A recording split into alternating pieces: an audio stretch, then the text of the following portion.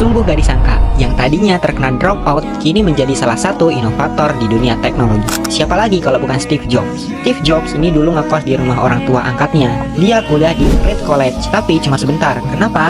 Karena pada waktu itu biayanya sangat mahal, akhirnya dia terkena dropout dan bisa masuk kelas kaligrafi. Pada tahun 1976, Steve bareng sahabatnya, Steve Wozniak, bikin komputer pertama mereka, Apple I, di garasi rumahnya. Ternyata laku. Akhirnya mereka bikin Apple generasi kedua. Tapi namanya juga makin sukses, makin ribet. Steve pengen bikin komputer lebih canggih ya. Lahirlah Macintosh, komputer pertama yang bisa diklik pakai mouse dan tampilannya tuh nggak cuma teks doang.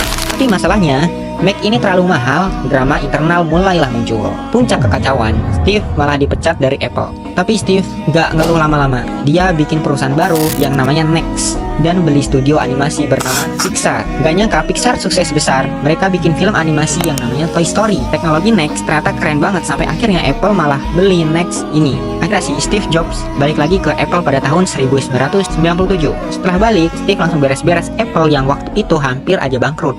Lalu, Steve Jobs ini ngeluarin iMac yang beda dari komputer lain. Dan dia merambah ke iPod, iPhone, dan iPad. Dari kisah Steve Jobs ini, dibalik kesuksesannya, Steve Jobs berjuang melawan kanker pankreas. Selama bertahun-tahun, ia melawan penyakitnya. Dan beliau meninggal pada tahun 2011, tepatnya pada tanggal 5 Oktober.